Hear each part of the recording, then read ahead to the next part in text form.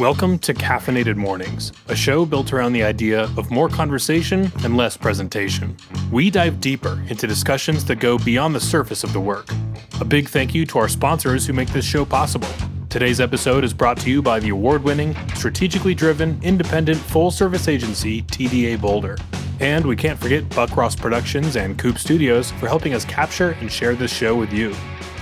A special thanks to The Coffee Ride for keeping us caffeinated, and to Realtor Michelle Sander at Live Sotheby's Realty, CU Brand Studios, Snappy Little Numbers for our theme music, and Pro Photo Rental, Invisible Window, and Boulder Lifestyle Magazine for their continued support. In this episode, we join everyone's favorite designer and host, Jay Farrakane, for a dynamic panel conversation featuring creative industry veteran Norm Shearer, global designer and Brand Studios faculty member Parisa Tashikori, advertising executive, creative director, and Brand Studios faculty member Jeff Gillette, and product designer and Brand Studios alum Alex Steele. Together, they explore a question that's on every creative's mind. What's next? Not as a conversation about trends, but about how we adapt, from constant shifts in tools to evolving expectations of audiences and employers, to designing for real human interaction and reaction. This panel brings together perspectives from agency, academia, and product to unpack what it means to keep moving forward in a changing industry. So, settle in, top off your cup, and join us for a candid and caffeinated conversation with Norm, Parisa, Jeff, and Alex. Let's go. Okay, let's get to it. All right. So this is a little different than we normally do. If you've attended one of these, it's usually a very intimate discussion. We're going to hope to keep that alive. Usually it's one guest. Today we've got four. And the idea that we're kind of heading into is a little bit open-ended. We're calling this What's Next, which feels appropriate in this time and age because we like what is actually fucking going on right now in so many worlds, right? Everything's changing, industry tools, the way people get hired, even what jobs are.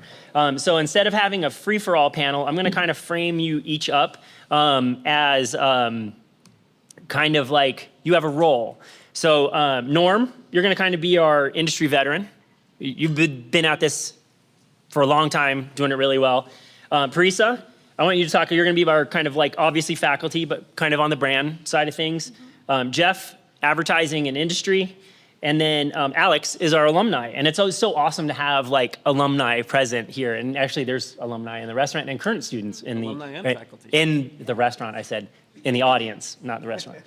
So I've had a chance to talk to each of you in the lead up to this. There was a few threads that kept coming up. The ground is shifting faster than we can even define it. There's a real disconnect around junior talent. The old markers that like what was valuable doesn't even really, how do we measure what is valuable in creative anymore? And then under all of it, there's this massive recalibration of like what matters, what are we doing that is gonna like make a difference? So Norm, I'm gonna start with you. And I wanted to kind of like, you know, like I said, you've been at this, hired lots of people, is there anything fundamentally that feels different right now or even broken about like how the industry is thinking about like acquiring talent or even where it sits in the kind of the world of like, what are we gonna do here? It just feels like there's so many cool contradictions, I think, happening where, I mean, yes, you know, I could be the old guy complaining about, you know, well, back in my day, which is, you know, I do think there's aspects of the industry that have shifted. If you just speak generalistically about sort of the industry, the creative industry, you know, everything from Netflix shows to ads we love and designs and branding. I do think there's a little bit of like craft that I think is trying to find its way. And I just wonder if it's just being figured out. I really do miss sort of like the high craft aspect of sort of everything, you know, AI and so digital and speed, everything having to be so fast. But in terms of like the talent, I think that's a struggle right now is the time to train junior talent, even mid-level talent, to just get those, you know, we were talking before this about the 10,000 hours, and I know that's... Where do people get that now? Kind of cliche, but like where are people going to get that 10,000 hours if you're just like everything's so rapid fire and you can't focus. Do you think, and it's funny you use that word contradictory, is the contradiction in you wished you were seeing like craft go up, but we know time is compressing? Or how do you see that? Like where's the contradiction kind of coming? Because I do feel like that might be one of the differentiating signals as agencies, brands, down to creatives, how are they going to differentiate themselves in this when we all have access to like the same stuff? Right, and I wonder, there's always like this shift of the pendulum with trends and things shifting, and so I see moments where I see that come back. Yep. And I see some glimmer of, again, my world is very associated with agencies, but I think I see that generally too across sort of the creative industries, where I see that pendulum swing back, where some agencies and design studios are able to have that luxury of having a little more time, train the staff a little bit more, their teams, the talent a little bit more, experiment more. I think that's another aspect is, when I started in the 90s, you were able to hire people that just hadn't really fully developed. They showed promise, and you could train kind of on the job. Right. Training on the job has just gotten harder and harder to do. Even people want to do it, they just don't have the time to do it. So I think there's that weird but then also the flip side of it, I guess the contradiction is, I'm not like full sail into AI. I think there needs to be a lot of thoughtfulness around AI, but it is kind of exciting, the ability to experiment, try new things, the sort of democratization of creative and applied creativity is really fascinating with AI. Like that somebody who's a hardcore writer can now maybe design the header to their podcast. Right. Like things like that are really, really freaking cool. Well, and we'll come to that because there is this notion of like the skill set. Yeah. I think most people think it's going away, but I've kind of seen it getting denser, if you will. I'm curious, in your recent experience, I know you're doing a lot more art kind of stuff, but in your kind of like the agency level career, in the last 5 years, what's like the biggest change you've seen in people's portfolios? Is there anything that you could be like, man, that is a signal of less craft. I wish they were doing more of this. Like, I thought you had an interesting thing too about like specificity, but I want to hear about what are you seeing in shifts in portfolios these days? Well, I've seen portfolios shift to getting much more, losing some focus because of losing craft, I think. So that trend, and I personally, maybe I'm not the popular vote here, but I like to see that sort of T-shaped, I guess it's a cliched thing, but I love that T-shaped skill set where somebody, if they're a visual designer, I see logos, package design, typography, posters, website design, visual design. And then they're the sort of like, they love to make films or shoot photography or write poems. That's in their portfolio, but it's sort of secondary. And I see that sort of T-shaped, where they're very vertical in one skill set, but then they show curiosity and interest across other aspects. I personally love that. And I've seen a little bit less of that, I would say, in 5 years.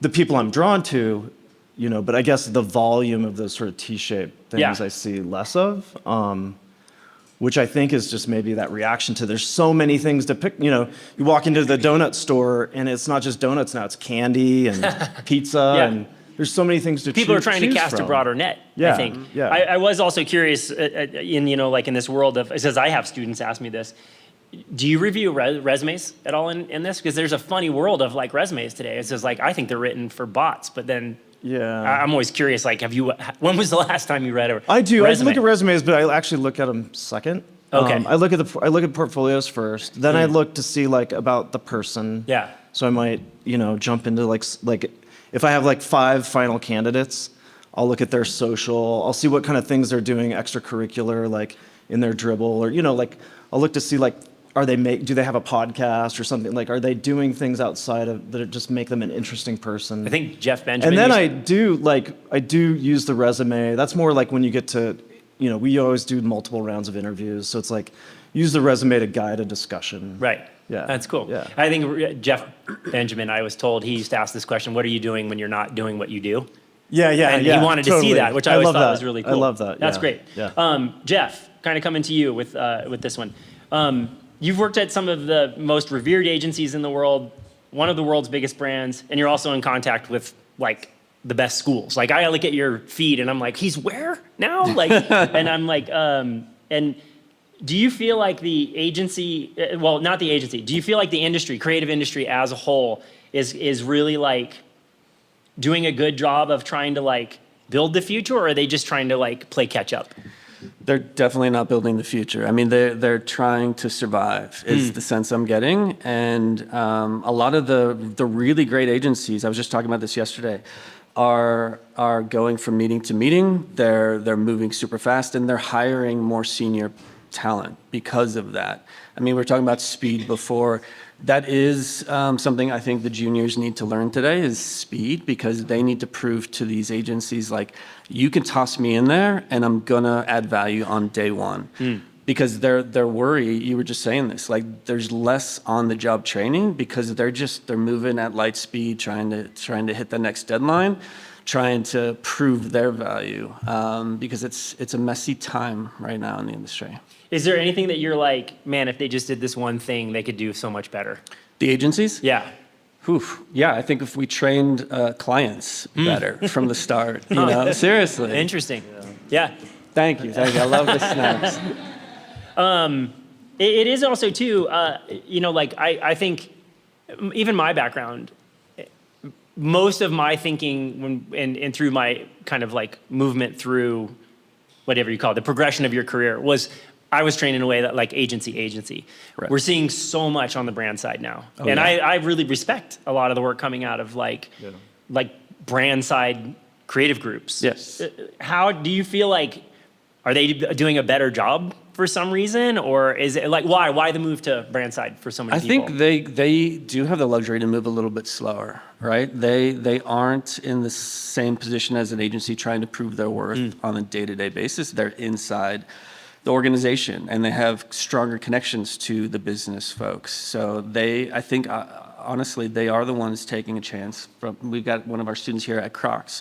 They're able to take a chance on young talent that they see really strong potential in, bring them in, move them slowly through the process and get them up to speed. VF Corp down in Denver, similar, right? And a lot of the tech companies are building their internal creative departments. It is an interesting move to see because like I was kind of shocked as I started watching the pattern of students. Like when we first built 6 names ago, this program, right? And that's what's cool, I think, about the program is it evolves. And I think it's trying to adapt to what is going on in industry at all times. And I remember watching very clearly of like recognizing, oh, most students are going brand side these days. And I pulled a student aside and said, what's got this? Because in my mind, and this is not what it is today, but brand side was like where you went if you couldn't get a job at an agency. Right. That was old times. Right. I think now like people go get jobs at Google and, you know, name it, Crocs too. Like you're working on really fun, creative. But the reply I got, and this was surprising because most people think younger millennials, whatever you want to put, category you want to put them in, is like they love distraction and they don't want to be committed to anything. And it was like ownership was usually the thing that came back is that they were there was a degree of focus. Right. And I thought that was super surprising. So maybe coming back to craft, you know, in all this noise is that I think one of the ownership shaping and features. mentorship. I think, you know, young creatives today, and they should crave mentorship. And wherever they can find it, I think is what they should be aiming for their next step after a school like ours or a school like any. And I want, and that's kind of the mission we're on, is like talk to these agencies, talk to the ones spearheading the coolest work and let them know that just let these young people in, even as shadows, so that they can like absorb what you know, absorb what you do. You don't have to be the perfect mentor. That's the message I have. Don't put that pressure on yourself to be like the perfect mentor, the perfect teacher inside of this agency. Just let them in. I remember kind of having that. I often, and I don't use the word teaching lightly because I don't know if I'm capable of it, but I like to share what I've done and where I've really messed up. And I kind of think about it like a journeymanship, like trade schools or something like that. And having done, you know, my fair share of digging ditches and swinging hammers and stuff. This is much better, by the way.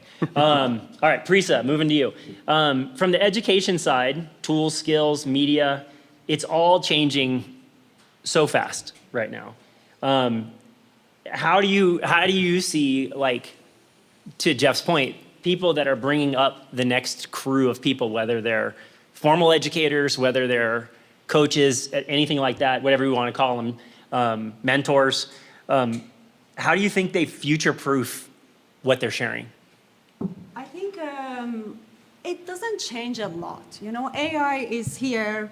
It can help us. You know, I mean, I listened to a person who was talking about like he's the head of the Berlin Design School. So he mentioned something very nice. His name is Nicholas Hafermas.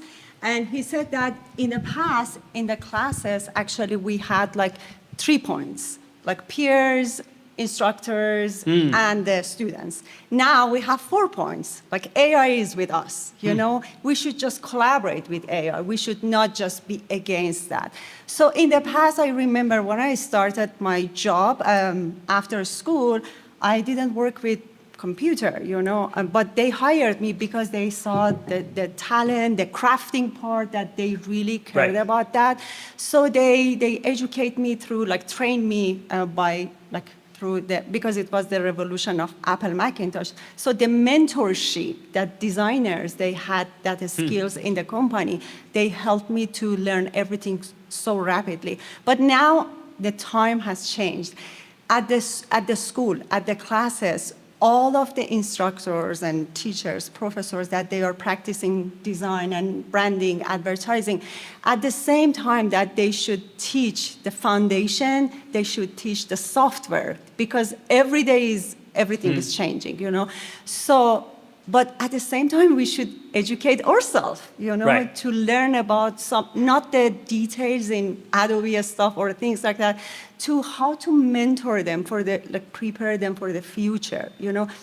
And the term of design is really changing, you know. Big time. In the past, I mean, the Milton Glaser time, everybody could work in their studio and sell the brand, you know, but now the time has changed. The marketing, they should know about the marketing, about the business, about the psychology of the targets, you know. Yeah. Everything. So they should be an ocean, like 1 inches ocean of everything, maybe specialize a little in one direction, you know.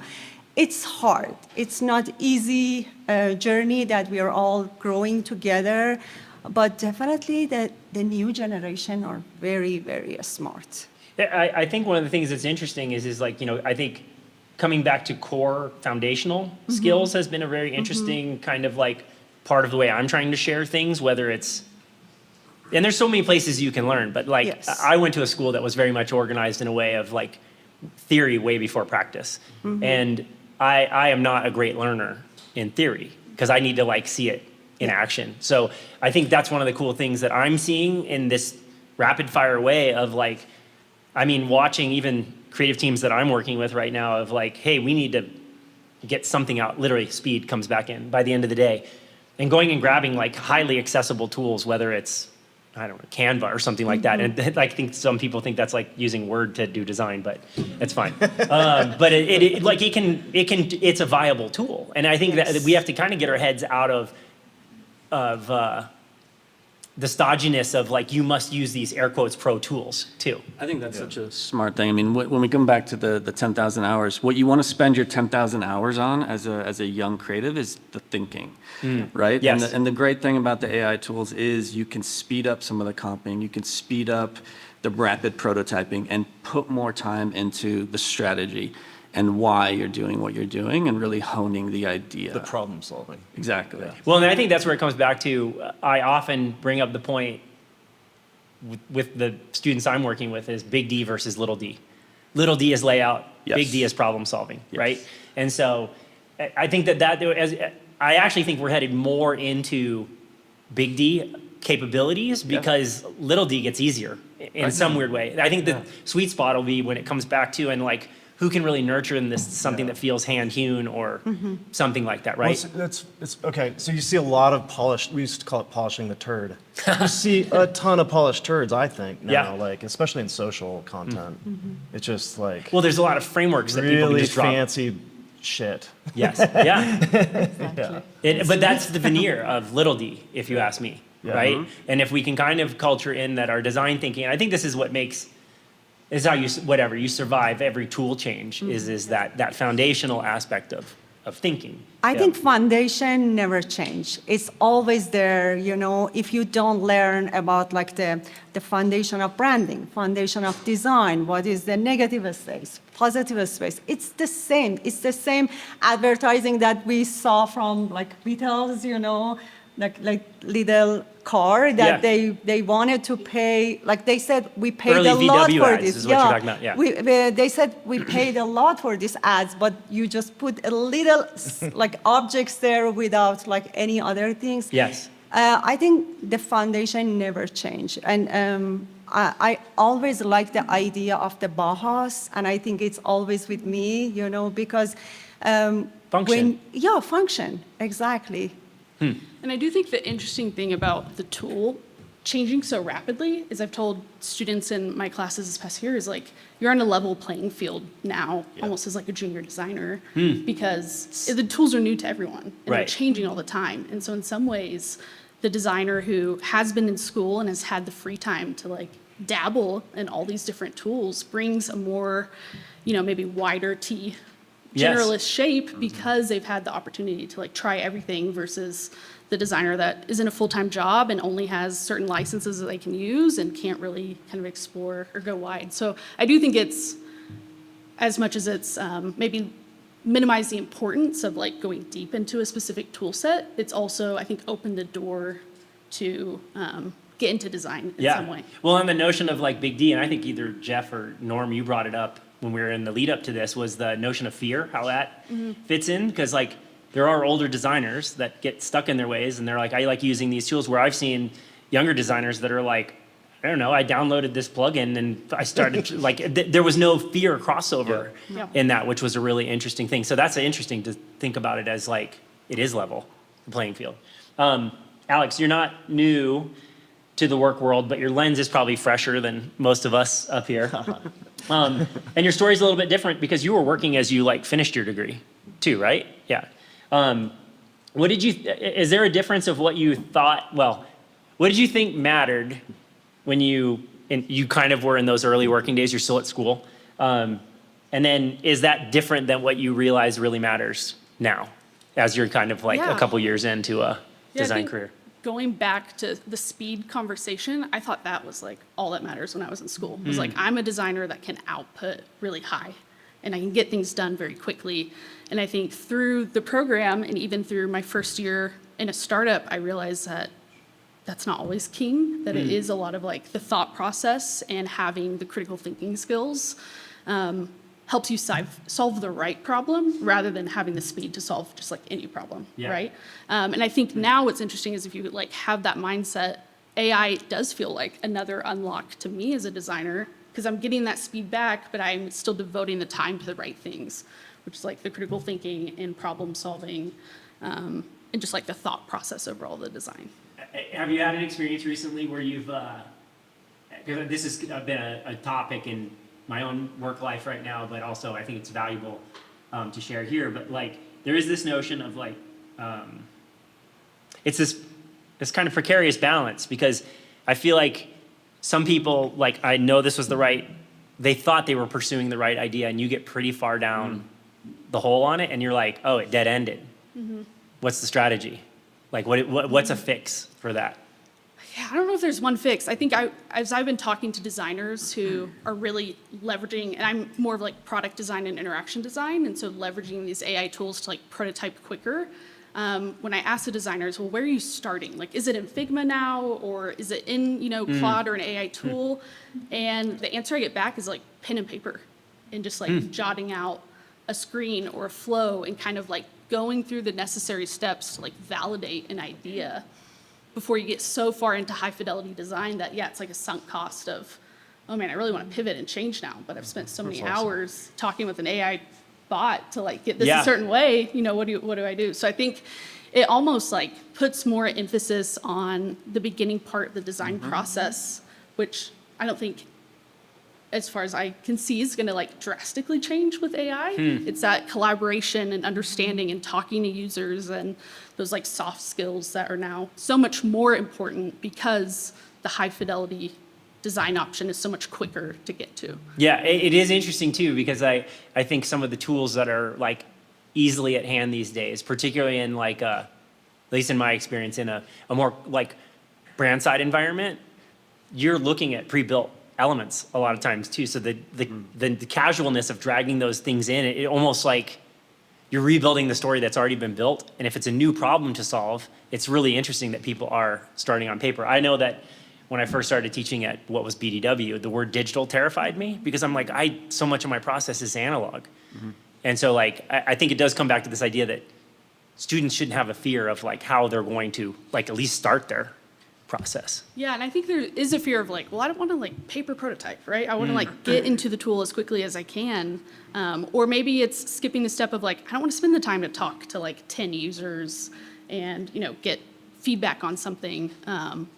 But that stuff becomes so much more important when the other side of the design tool is just like you and a robot or you and a computer, right? Like we need that human interaction and we need that human feedback in our design process to Speaking get of feedback, an output that, that becomes even better. And I think at the core, like software needs to feel human. And I think that's going to be like the differentiator in the next decade of design is how do you make something feel human when everything is like, an AI turd, so to say, in some sort of way. And that craft, I think, comes into play even on like the interaction. It is interesting you bring that up because I was reading an article recently that was talking about that like interfaces aren't the solve. It's the thinking through the entire experience is what the change is. And I don't know, in my experiences is of leveraging AI more like a strategic partner and this ideation, and then taking those nuggets, building on them, but in fairly raw states, you can quickly go out and shop ideas too. And I think that's the one thing,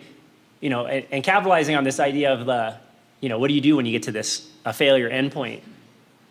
Kind of like in your experience, I know, particularly in product design, there's a ton of like feedback and edit, right? Oh, you put it out, so someone else on the team is. What are the trends you're seeing in people's ability to incorporate feedback right now? Because it's a skill, I think, and your ability to like step aside from the ego and go like, I worked really hard on this and this is my thinking on it, but how do you integrate that more collaborative? I think something I've seen more recently is like, everyone thinks they're a designer now. Like But- my but product are they not? manager, yeah, and they are Right, to an yeah, extent. yeah. The borders have been shifting between like product management and developer and product designer in this triangle. It used to be a very clear like handoff process. And that's not the case anymore. Right. Now I'm getting a prototype from my product manager of, hey, this is what I'm thinking. And my initial reaction as a designer was like, whoa, like this is my lane. You know, what are you doing over here? But then I had to shift and think like, they view design as like a communication tool. And they're just using design to communicate like their idea and how they envision it to me as a designer. And that's actually really valuable because that used to take hours and hours of maybe like workshops and collaboration to kind of get the idea that they have in their head out. Right. And then, you know, put it into pixels and design it in some way. So I actually think it's been a really valuable tool. And it's easier to get feedback now. And it's easier to validate that feedback of here's a real working prototype that I can get, you know, feedback on from not just users, but also my team members and engineers way earlier in the process and make these changes so much earlier in the design process and having to wait until, you know, handoff for this like pass off stage that really doesn't exist anymore. Well, and this is, I think I was talking to somebody about this, there's no round one anymore. Right. This notion of some of the tools that we have, right? Like people can, like, hey, I gave the client access to my Figma file and you're like in there at 11:30 at night and all of a sudden someone shows up and you're like, oh shit, they're in here, you know, like it's bizarre. But you know, what Alex was talking about with the product, I'm curious on the more ad side, are we seeing similar crossovers in like the way that copy and form are like coming together and things like that? Is it more of a collaborative, like, cause like, does an account person like do a rough layout now? Are we seeing any of that? Oh, absolutely. Are you? Okay. Oh yeah, Yeah. for sure. Huh. Way more. I think that's actually a cool sort of byproduct. At least that I've seen in my little microcosm, is way more collaboration. Oh, sorry. There you go. More collaboration, but I do.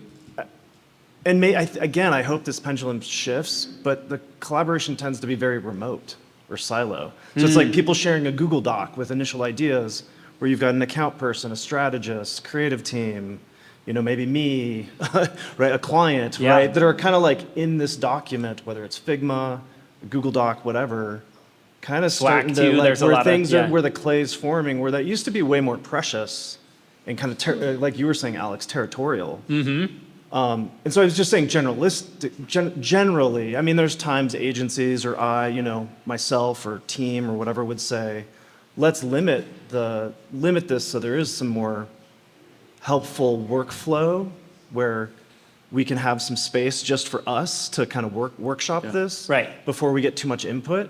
So I think people are just figuring out what works for them, what works for their agency, their company, the client. I think it's gotten very customized. It used to be very templated. You have 2 weeks before, 3 weeks before you go to the client with the very first idea. And every agency and then everyone across the country did it the same way. And then you work on it, 2 days before. You have 48 hours. I mean, every agency did it the same way. Now every agency does it every fucking people have whichever way. productized even like short run like brand redos or ad campaigns. So I do think like AI and collaborative software like Figma, or even as simple as like a Google Doc, is really, really cool in that way. I just think it's sort of created a new set of rules that haven't been totally figured out yet. I think that's interesting too, because this is a biased view, but I've always felt like that preciousness, particularly in advertising, is something that was a hallmark of it, but also maybe a detriment to it too in some way. It's interesting. Okay, this one's open for everybody. I shared an article with you guys recently about what is design, the compression of it all. But the thing that was also in there that was interesting, I want to talk about how do people, like when you're done with design school, right? Like how do you get in these days? Because there is the notion that agencies don't want younger talent anymore. They just don't have the time to train them. Is there, and anyone can speak about this, but like, do we feel like advertising agencies are getting it wrong, or is that just a byproduct of like the juniors aren't talented, or is it like we just don't have time, regardless of how talented they are? I would say it's that latter, right? And when you said they don't want junior talent, I kind of bristled because I think they do. I think they really do want fresh perspective. They want the energy and the youth, but it comes down to time. They can't afford to slow down and bring them in if they're not hanging with the speed of the agency. So it's a conundrum. I think again, just talking about this the other day, like there are agencies out there that are like, we know we're screwing ourselves in the future. We know we're shooting ourselves in the foot. But tomorrow this shit is due and we got to get it done, right? Like, and that's I think the mentality, and we, I think on the education side, kind of have to pick up the slack a little bit. We've got to train harder, we've got to train faster, so that when young people come out of these programs, they're like ready, and they can prove themselves. My internship at Crispin back in the day was like, go sit in that corner and good luck to you. Watch, right? Yeah. And it was on me to go knock on creative directors' doors, get assignments, over-deliver, prove myself, and make them feel like, okay, he can stay, But to that point, I think that's one of the things, again, I don't know if a creative job will come find you these days, right? Like I do think you have to wedge yourself into the room. Yes. And then like be the one that goes and says, give me the work, or... You got to be a hunter. Yeah, totally. You have to hunt it down. Not trying to turn this into an ad for the school. Let's do it. But let's not do it. But you're gonna keep it. How does a designer prepare for like the expectation of them coming now? Like how are they going to get ready for that? I think we are not in the education system to teach them like the program or the software. We are here to train them how to think, how to be really tough. For example, like frustration of like like the frustration intolerance is very important, because what I observe, the new generation, they don't want to hear any negative feedback sometimes. And we want to make a space for that, a safe space, which is unsafe, at the same time, because they should know how to challenge each other, how to express each other, like themselves. Even if they think, sometimes I ask students not to use the word like. I say, if you use more than 3 likes, you should bring chocolate for the whole class, because they should learn how to use other terms, other words, Yes. Find some terminology that works and makes sense they should sell their products, not just and I think all of us came from industry background, and because of that, we know how to bring that practicing years to the school and say, this doesn't work, and don't take it personal. Yeah. It's not because I don't like it or I don't like you. It's because this doesn't work. It doesn't meet the brief or doesn't Exactly. they address the audience. I sometimes like the students that they challenge me and say, why do you think it doesn't work? And they sometimes just satisfy me with their objection. But I do think that's to me of if you look at a junior designer and then just a designer. Let's use those very basic hiring roles, right? Yeah. The real difference between the two, if you ask me, is a designer can usually articulate their ideas. A junior art director usually can create some bitchin' work, but you're like, tell us why you did it or why it will work. I loved that when you said that. And actually, I've noticed that in some AI chats I've had recently, that a lot of times it'll now validate why this will work, when you've been working on a strategy. But maybe talk a little bit about that. Norm, one of your coaching tips was you used to try and train people to this notion of show them the thing, right? But then also tell them why it's going to work. And I think that takes it out of this ego land, because it's not about you anymore, right? Mm-hmm. If they judge it against the aesthetic or the other things, now it changes the dynamic. But I loved that fact that you were like, I'm going to push you because I want you to explain why this works or will work. Absolutely, yeah. I haven't done it in this, I have a couple students in here, and I haven't done it to you guys yet, but I used to have a tip jar, and I would take it. I'm making dollars in this. I make dollars. So if anyone described their work or someone else's work in a critique as cool, I fucking hated that.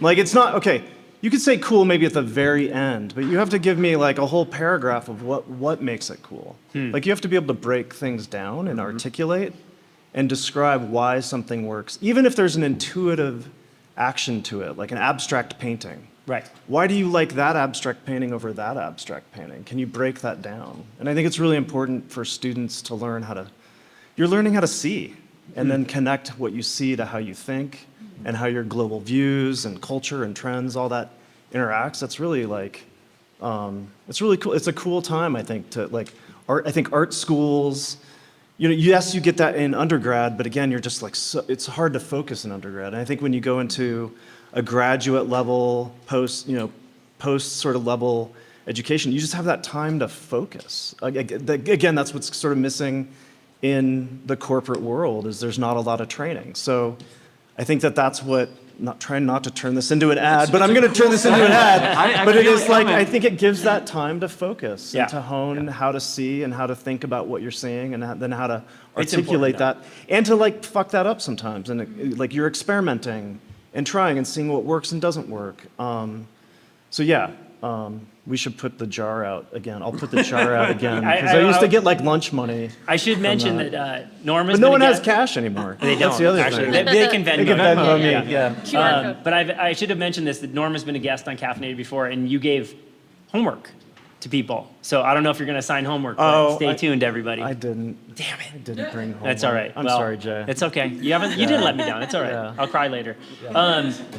So this came up in our prep conversations we touched on a little bit earlier as well.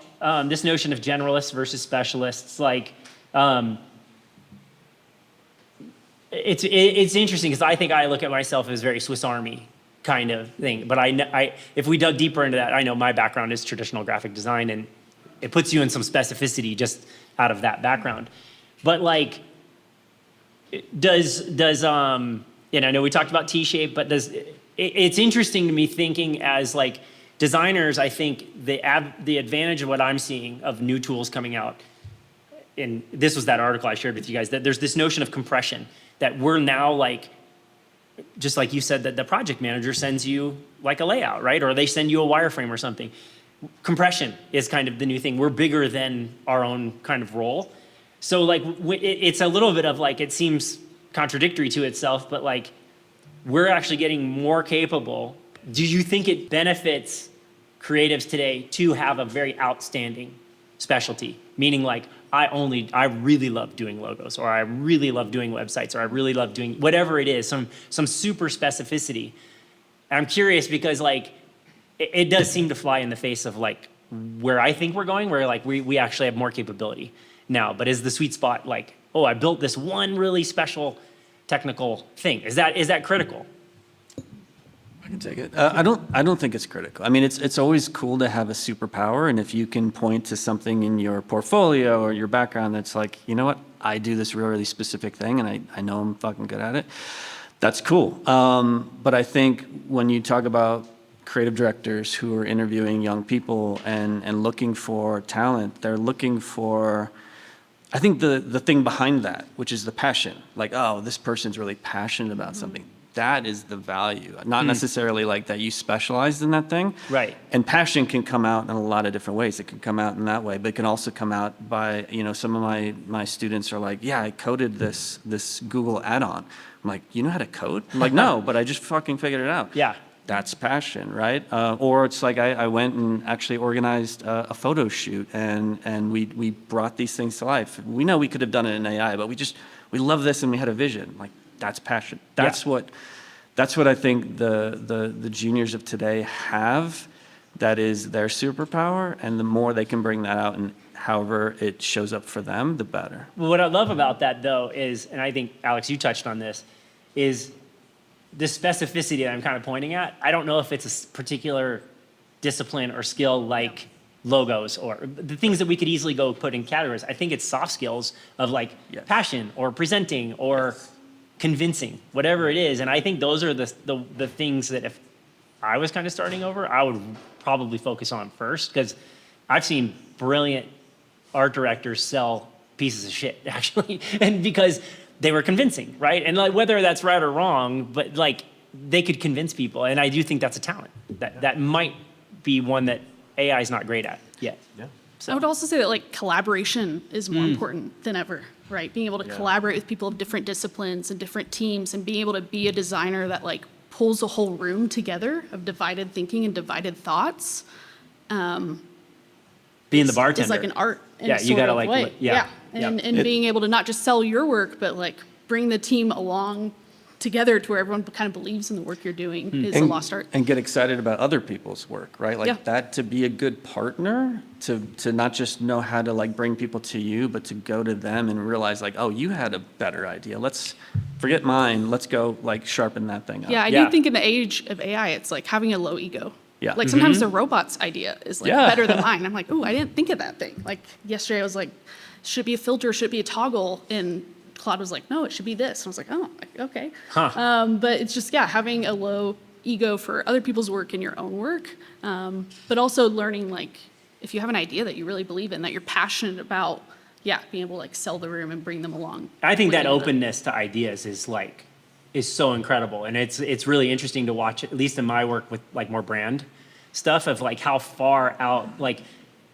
how many people up here have a preconceived notion, you get a brief, can you see it day one? Do you guys see it? Of course, ideas jump in, right? Like from the beginning, and you do have to kind of like, okay, that's cool, but like what else is out there, right? And I think it's those soft skills that you mentioned at the beginning, like quantity. When you want to avoid those dead ends, it's about like, okay, there's always 100 different solutions to any problem. So don't fall in love with any one, because you might find that there is a dead end to it at some point. Keep multiple things going for as long as you can, and that is the nice thing about AI. It lets you like keep those germs going, and like you can prototype them to a place where you're like, wow, that could be really cool. Yeah. Not cool, sorry. It could be really great It can be very engaging. in 100 ways. Yeah. But I love the term, Alex, you mentioned, like unlock. Like that's a really cool way of thinking about these AI tools. They're like unlocking this whole like other level of your own thinking. I hadn't thought about it that way. I think it's great. So if AI is starting to take over so much of this stuff, or it's involved, right? Particularly in execution, I'm curious, like, what actually makes creative valuable? Now, like, how does it put a price on what a campaign costs? How does it put a price on what a product costs? Like, does it change? Do we think is AI changing the value of creative? And monetarily or ideas-wise even? Can I talk Yeah. a little? I bring a metaphor for that. Okay. I was thinking a couple of days ago that what exactly this technology and era like look like.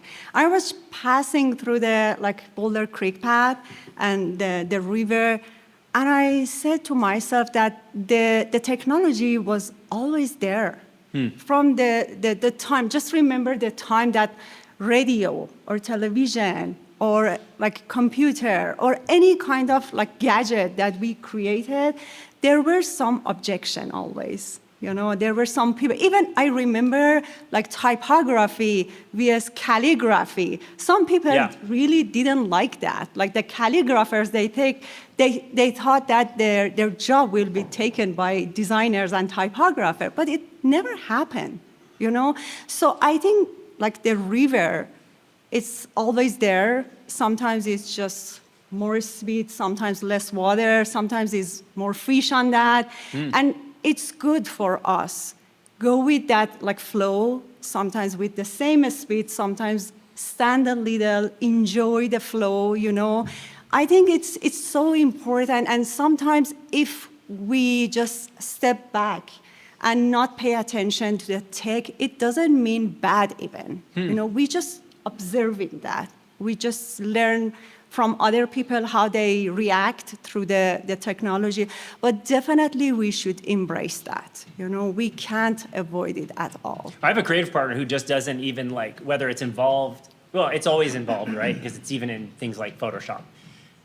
But he doesn't even mention it anymore as like, hey, we did, like, there's never a mention of it. It's just another member or partner of the tool. And to the interest of driving value, I mean, it does help speed. It gives you breadth of ideas, but it still at least in my work, we're still the arbiter of like, is this good or not, right? Yeah. That's a whole slippery slope of itself. One more thing that I want to mention that we can do as an educator is like in the school that a kind of like professional schools that we have like here, all the professional people can show the students how to filter the software because there are thousands of them, you know. But at least we can like filter them for them to say that I worked with this bunch of software and these two works better, and we can give them some opportunity to work faster. Right. You know? And point to where in the process they can have the biggest impact, right? So where you creatively can show up and where it can come and help amplify you. And I think that's kind of the key thing, right? You can lose yourself in some of these things if you just go straight from here's the brief, what would you do, Claude? Oh, that's great. Why don't you do that? You know, and your question is a great one. Like, is creativity more or less valuable? I think it's more valuable than ever. Obviously, I'm biased. Right. We all are, right? But I do think, you know, back to the discussion of your soft skills, creativity is one of those ultimate soft skills. It is something that is innate to us, and, you know, these tools can really amplify if we put them in the right piece of the puzzle, and we're not letting it drive, but we let our creativity drive. Yeah. Okay. You all have really cool buzzers in front of you, and I'm proud of you for not touching them so far, because if I was in your position, I would have been, Sorry. We're headed into the lightning round. So we're going to switch gears a little bit. There's not going to be really any overthinking this, but to answer, you do have to hit your buzzer. So I'm going to give a word or a phrase. These light up too? Do it, yeah. Try it out, yeah. It's really rewarding. Okay, here we go. Do awards matter? I hate to say this, but they do. I think for juniors, it is a worthwhile endeavor to try them out, go after them, and don't let them consume you. Like that's the balance. That's the sweet spot, right? Yes. Don't let it consume you. Is AI making designers better or worse? For now, worse. Really? Okay. Worse, definitely, but a little bit later. Because of dependency, maybe, or And like there is no differentiation. All people they follow the same trend now. yeah, no kidding. So differentiation. Okay. But don't quote that on me because Biryani will kill me. You guys didn't hear any of that, right? Film. Specialize or generalize? Little bit of both. Okay. No, non-answer. You could say yes too. Yeah. No, that was good. That was good. Agency or brand side? That was it. Might Is it malfunction. norm first? I was a little bit of both. I think it's when I grew up in the industry, it was all agencies were rock and roll, design studios were rock and roll. That was like where you go. Now I think my students have this awesome, and young talent have this, or old talent have this awesome ability to jump around and have really diverse careers, working in all sorts of places. I think it's so cool. Is school still necessary? 100%. I Because was hoping you were going to say that. we should keep this industry alive and take care of the creative students and mind. Yeah. I mean, you might even say it's more important now than ever. Right. Because of everything we've been talking about. Like, it's really hard to get in the door without already showing your worth and your value. And, back in the day, you could, be a receptionist and then write copy on the side and, work your way up and in. It's harder and harder. And so, yeah, I think there's a lot of programs out there. Ours is one of them, and it's about helping you realize who you are, put a portfolio together that reflects your talent and your And where you wanna taste go. and what you want to do. Yeah. And that is really important right now. It is key.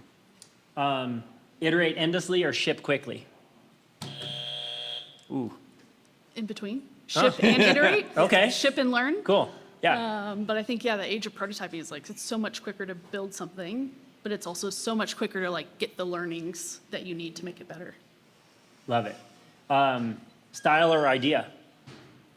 Idea. We don't talk about ideas that much anymore, it feels like. I think the idea is in some veiled part of it, and then it gets to execution very fast. But I feel like we don't cherish the ideas as much as we used to. I think there are definitely agencies out there that do what you were talking about, which is very polished but thin thinking. I've always loved the big idea, the juicy, holy shit, I wish I'd have thought of that, concept. But I would argue even just really beautiful stuff that's sort of maybe more abstract, kind of, I see stuff that's branding that's super abstract. I think there's still a root of an idea to it, a concept. Right. So. We do ask the hard-hitting questions here. Is papyrus, the font, not the plant, really that bad?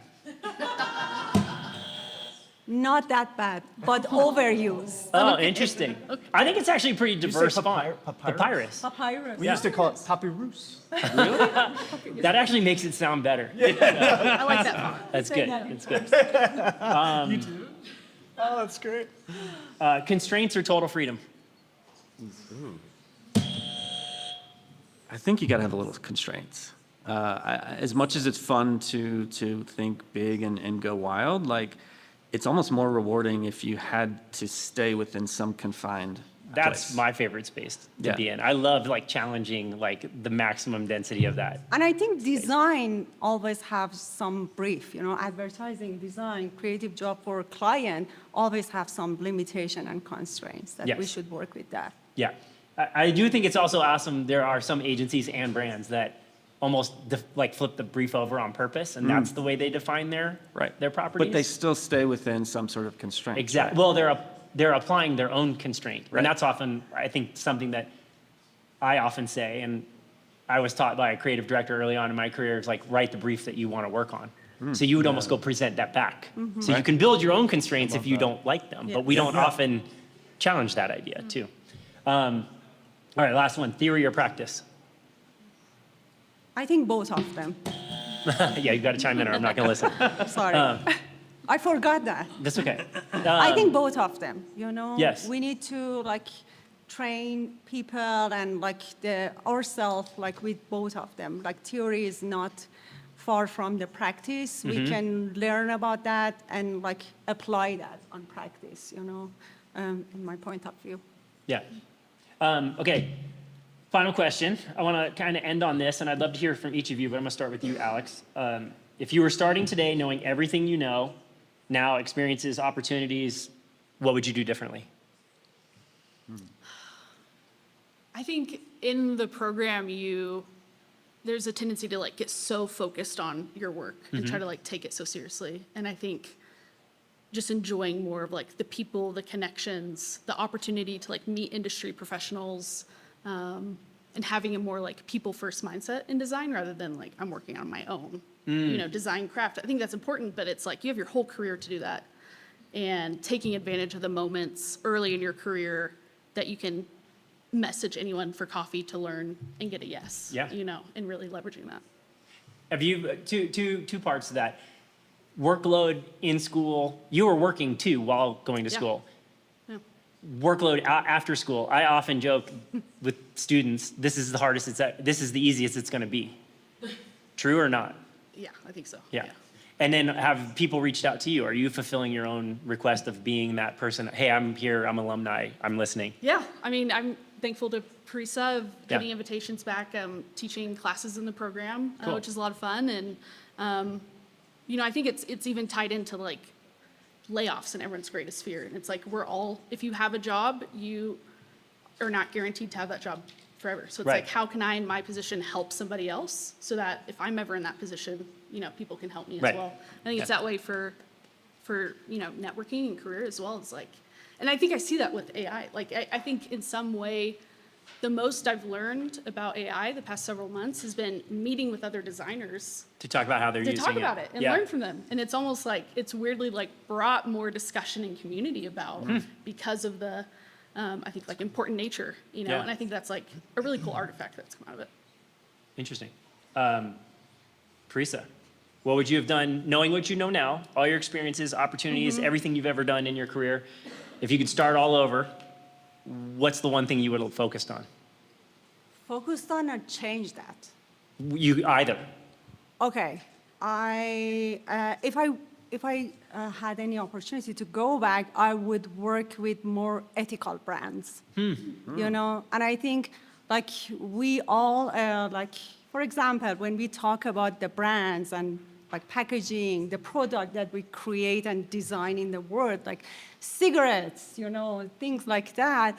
I would do like more, maybe like less projects on like, you know, junk food or stuff Right. like that, that we encourage people to use them more in this, you know, crazy world. So yeah, I would definitely like be more cautious about what kind of brand I should work on them. Interesting. Norm, That's awesome. if you were just starting over. Those are two really good ones. I know, right? Those are great. I thought you were going to do different questions for each. No, of us, everyone's going to so- answer the same one, because I think the variety of it's really interesting too. Yeah, no, that's Like, cool. I think, you know, like, okay, so I'm so grateful for like having focused so heavily on. So when I graduated CU Boulder undergrad, and then I went to Art Center College of Design for my, you know, finishing school portfolio. But it's good and bad. When I discovered art direction, creative thinking in advertising, I fell in love. I couldn't get enough of it. I still can't. Like, I just love it. I do wish there was a little bit of me though that was like, hey, what about like film or, you know, you know, event design or PR stuff or, you know, other tertiary things which I do love and I appreciate, but I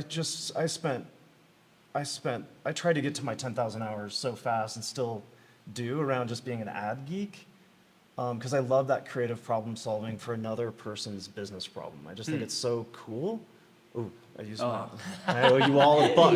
Tip jar. Damn. Yeah. That's like $72. We're at like, It's so fun. It's just like, it's so much fun. But I do look back and I'm like, it would have been fun to try some other things out, career-wise, not just as like a hobby, but to like go work at a production company for a year or something like that. So Yeah. I just was so laser focused on trying to climb the ad ladder, I guess. Yeah. It would have been fun to bounce around. Jeff. Mine's similar. I think I fell in love with advertising when I went to the brand center, and once I saw it and got interested, I'm like, this is it, and I committed myself to working my ass off, and I think it's good. I think as a junior, you do need to work hard. You do need to put in the extra hours. But I think if I went back, I would maybe try to have more fun. It's fun by nature, Interesting. right? Yeah, And you know, when I came back to Colorado and was an ECD at a local agency, my theory was like I busted my ass at the places I've been, always putting work first, everything else second. I'm like, can we still do cool stuff by putting fun first and then work right underneath that? And we did. We made some fun work, I think. And they inform one another. Yes, Too. they really do. Yeah. I mean, if you put the fun up at the top, you, I think, enjoy the process so much more, and you put more of yourself, more of other people into it, and the output, I think, it gets better. And it's interesting as we've kind of like made our way across. I have heard in the last 2 or 3 years, more students have asked me about ethics and how to stay happy in what they're doing going into this field than I'm doing it, 13, 14 years. So a long time. Nobody really asked those questions. So Because this anyway. generation is smarter than we are. Yeah. I think they value different. Yeah. Right? So anyway, you guys are awesome. Thank you so much.